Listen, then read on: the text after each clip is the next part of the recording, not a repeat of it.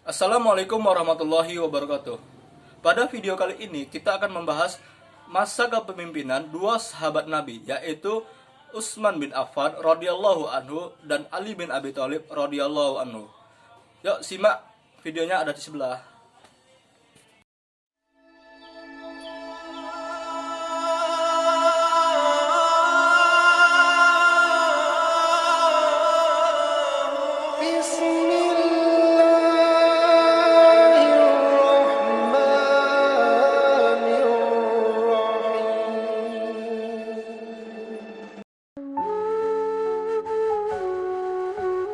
Satu, masa Khalifah Utsman bin Affan radhiyallahu anhu.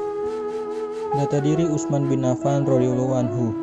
Utsman bin Affan radhiyallahu anhu memiliki nama lengkap yaitu Utsman bin Affan bin Abi As bin Umayyah bin Abdi Syams bin Abdi Manaf al-Umawi al-Quraisy.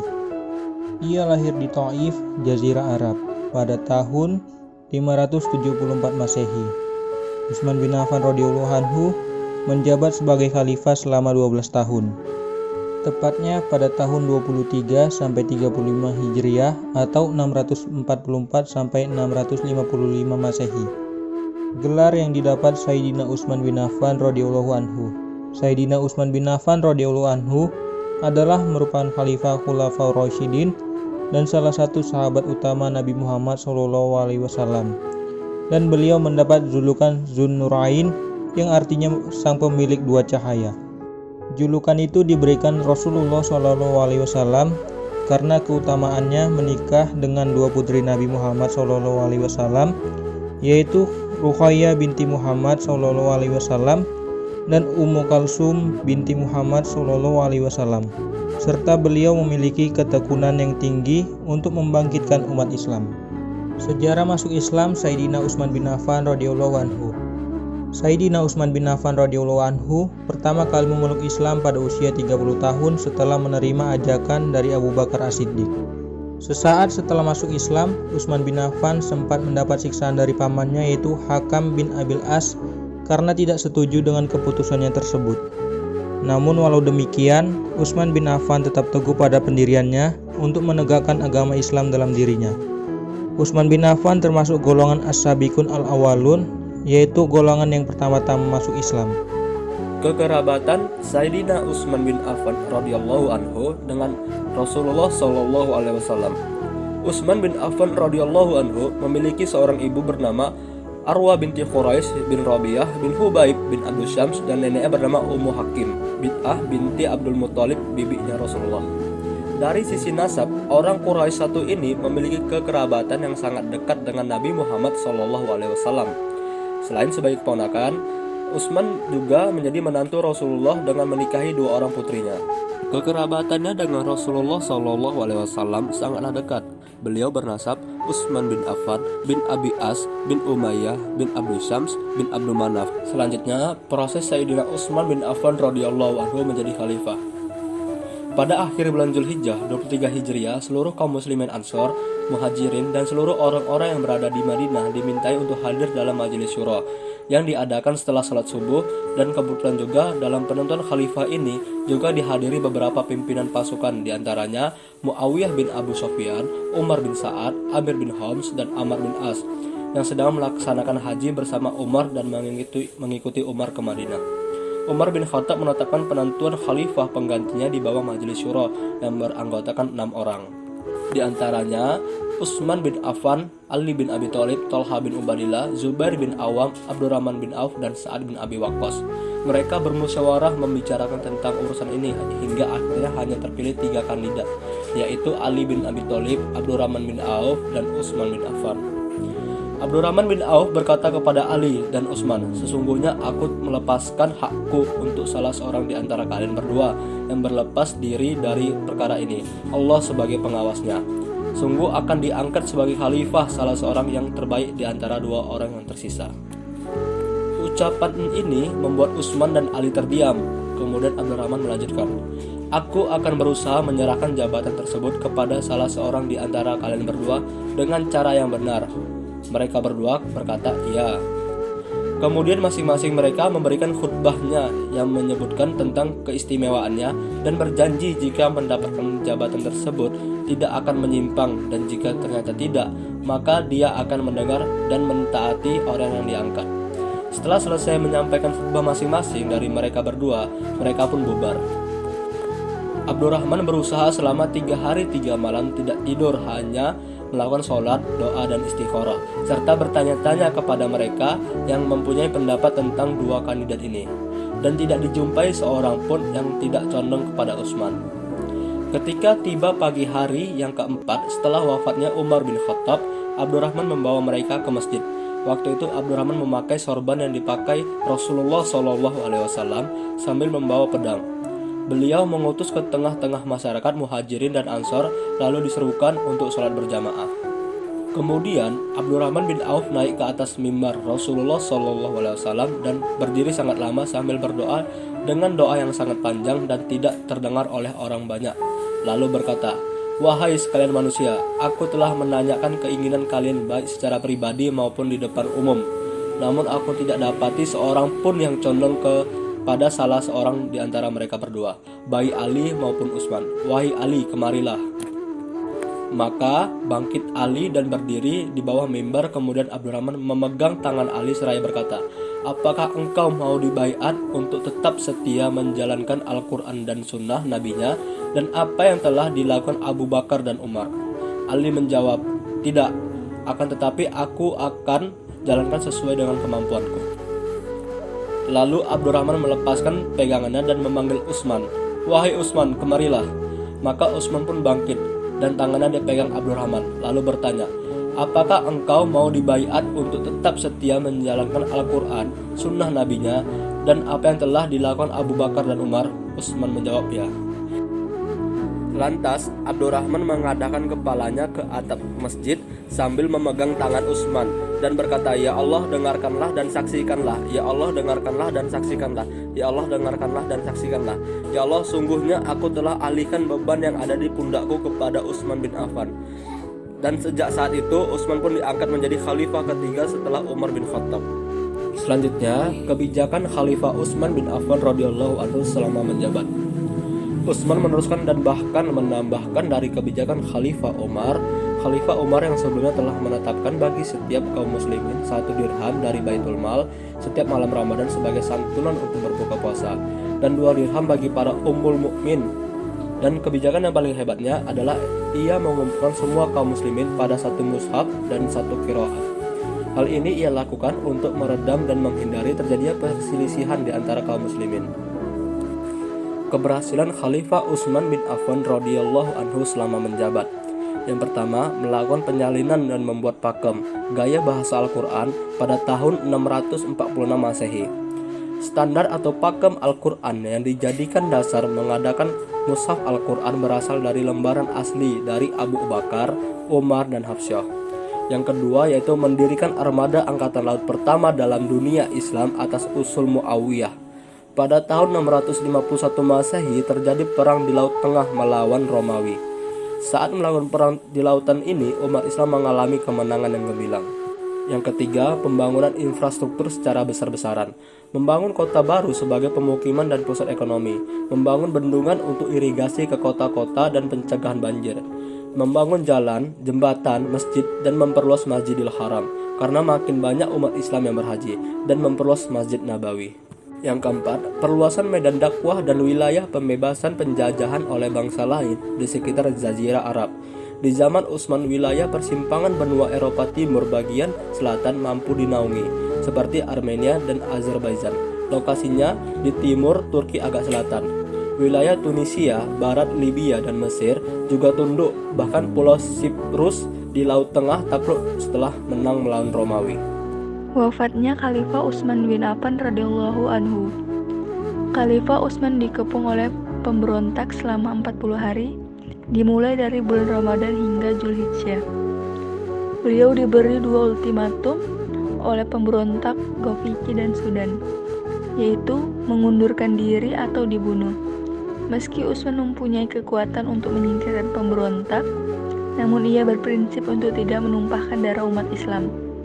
Utsman akhirnya wafat sebagai syahid pada bulan Zulhijjah 35 Hijriah. Ketika para pemberontak berhasil memasuki rumahnya dan membunuh Utsman saat sedang membaca Al-Quran. Persis seperti apa yang disampaikan Rasulullah perihal kematian Utsman yang syahid nantinya. Peristiwa pembunuhan Utsman berawal dari pengepungan rumah Utsman oleh para pemberontak selama 40 hari. Utsman wafat pada hari Jumat 18 Zulhijjah 35 Hijriah. Ia dimakamkan di kuburan Baqi di Madinah. 2. Masa Khalifah Ali bin Abi Thalib radhiyallahu anhu. Data diri Ali bin Abi Thalib radhiyallahu anhu.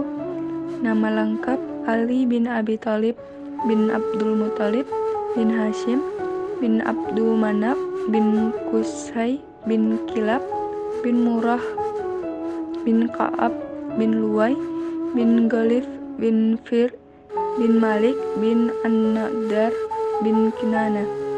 Nama asli Haidar bin Abu Talib.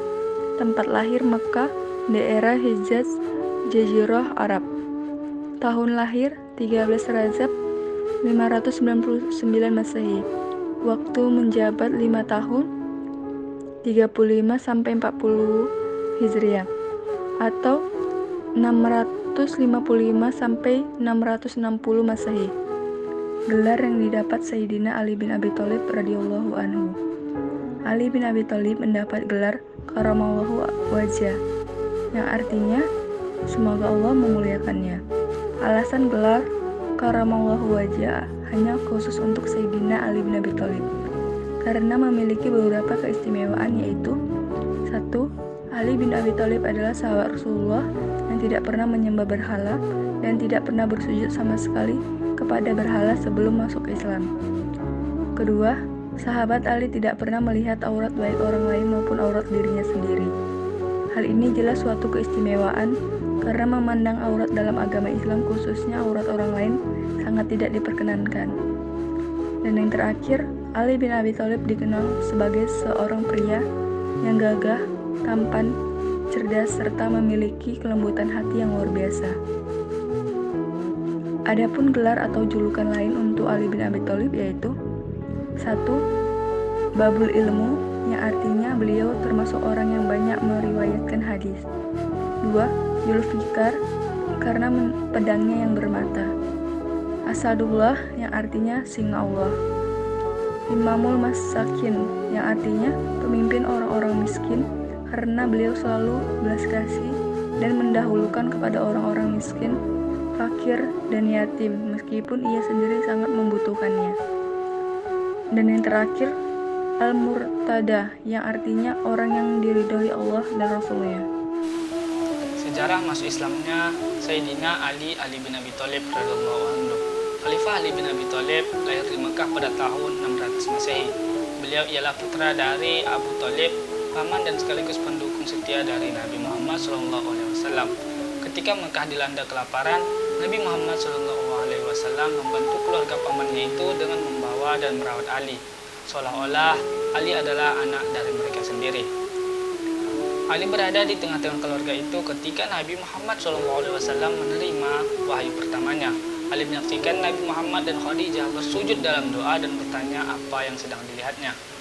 Meskipun baru berusia 10 tahun, Ali sudah berpikir keras dan mengajukan banyak pertanyaan sebelum menerima Islam. Namun Ali juga khawatir dengan reaksi keluarganya, terutama sang ayah. Seperti yang kita tahu, Abu Thalib adalah pribadi yang menolak memeluk ajaran agama Islam. Namun beruntungnya ia bisa menerima Ali berkata bahwa Nabi Muhammad SAW akan menuntunnya pada jalan kebenaran. Abu Thalib bahkan menasihati agar Ali tetap dekat dengan Nabi. Ali pun semakin gencar bertanya kepada Nabi Muhammad, serta ia selalu berdiskusi ketika menemui suatu hal yang belum dipahami tentang agama baru tersebut. Dan tak selang lama, Ali akhirnya membaca 2 kalimat syahadat dan beliau menjadi anak pertama yang masuk Islam. Selanjutnya ialah kekerabatannya dengan Rasulullah SAW. Ali bin Abi Thalib adalah khalifah keempat setelah Utsman bin Affan. Beliau adalah sepupu dari Nabi Muhammad SAW dan setelah menikah dengan Fatimah Az-Zahra, ia menjadi menantu Rasulullah SAW. Ibunya bernama Fatimah binti Asad bin Hashim bin Qusay bin Kilab. Ali memiliki beberapa orang saudara laki-laki yang lebih tua darinya. Mereka adalah Thalib, Aqil, dan Ja'far. Dan 2 orang saudara perempuan, Ummu Hani dan Juma'ah. Ayahnya Abu Thalib yang nama aslinya adalah Abdul Manaf. Abu Thalib adalah paman kandung Rasulullah SAW yang sangat menyayangi Nabi. Namun ia wafat dalam keadaan kafir atau dalam agama jahiliyah. Kekerabatannya sangatlah dekat dengan Rasul. Beliau bernasab Ali bin Abu Thalib bin Abdul Muthalib bin Hashim bin Abdul Manaf. Proses Sayyidina Ali bin Abi Thalib radhiyallahu anhu menjadi khalifah. Seperti yang kita tahu, Ali bin Abi Thalib radhiyallahu anhu adalah khalifah keempat dan terakhir dari khalifah pertama sepeninggal Nabi Muhammad SAW yang disebut Khulafaur Rasyidin. Ali adalah sepupu dari Nabi Muhammad SAW dan sekaligus menantu beliau karena menikahi Fatimah Az-Zahra, putri dari Nabi Muhammad. Pengangkatan Ali sebagai khalifah berbeda dengan pengangkatan khalifah sebelumnya. Abu Bakar diangkat dengan peristiwa pembayatan di Saqifah Bani Saqidah, Umar bin Khattab diangkat dengan wasiat Abu Bakar, dan Utsman bin Affan diangkat dengan hasil surah seperti yang diperintahkan oleh Umar. Setelah Utsman bin Affan, khalifah ketiga, terbunuh oleh para pemberontak, situasi politik sangat rawan. Kendali keamanan kota Madinah untuk sementara dipegang oleh Muhab sampai terpilihnya khalifah baru. Segera setelah wafatnya Utsman, kaum muslimin meminta kesediaan Ali untuk dibaiat menjadi khalifah. Pada awalnya Ali menolak pembayatan itu, namun kaum muslimin terus mendesaknya karena menganggap tidak ada lagi yang lebih tepat menjadi khalifah selain beliau. Setelah Ali akhirnya menerima, segenap kaum muslimin beramai-ramai membaiat Ali bin Abi Thalib sebagai khalifah. Kebijakan Khalifah Ali bin Abi Thalib selama menjabat. Yang pertama, mengganti pejabat yang kurang cakap. Khalifah Ali bin Abi Thalib menginginkan pemerintahan yang efektif dan efisien. Oleh karena itu, beliau kemudian mengganti pejabat-pejabat yang kurang cakap dalam bekerja. Adapun gubernur baru yang diangkat Khalifah Ali bin Abi Thalib antara lain Sal bin Hanif sebagai gubernur Syria, Utsman bin Hanif sebagai gubernur Basrah, Qais bin Sa'ad sebagai gubernur Mesir, Umrah bin Shihab sebagai gubernur Kufah, Ubaidillah bin Abbas sebagai gubernur Yaman. Yang kedua, membenahi keuangan negara atau Baitul Mal. Pada masa Khalifah Utsman bin Affan, banyak kerabatnya yang diberi fasilitas negara. Khalifah Ali bin Abi Thalib memiliki tanggung jawab untuk membereskan permasalahan tersebut.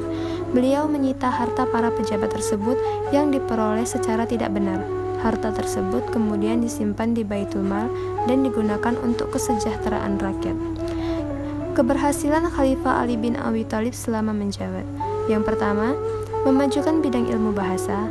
Pada saat Khalifah Ali bin Abi Thalib memegang pemerintahan, wilayah Islam sudah mencapai India.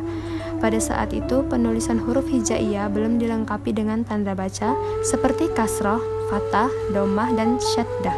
Hal itu menyebabkan banyaknya kesalahan bacaan teks di daerah-daerah yang jauh dari Jazirah Arab. Untuk menghindari kesalahan fatal dalam bacaan Al-Quran dan hadis, Khalifah Ali bin Abi Thalib memerintahkan Abu Aswad Ad-Du'ali untuk mengembangkan pokok-pokok ilmu nahwu, yaitu ilmu yang mempelajari tata bahasa Arab. Keberadaan ilmu nahwu diharapkan dapat membantu orang-orang non-Arab dalam mempelajari sumber utama agama Islam, yaitu Al-Quran dan hadis.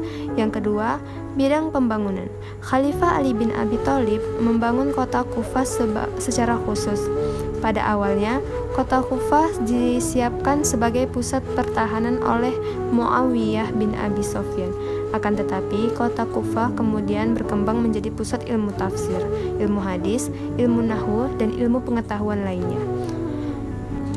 Wafatnya Khalifah Ali bin Abi Thalib radhiyallahu anhu. Ali bin Abi Thalib seorang yang memiliki kecakapan dalam bidang militer dan strategi perang, mengalami kesulitan dalam administrasi negara karena kekacauan luar biasa yang ditinggalkan pemerintahan sebelumnya.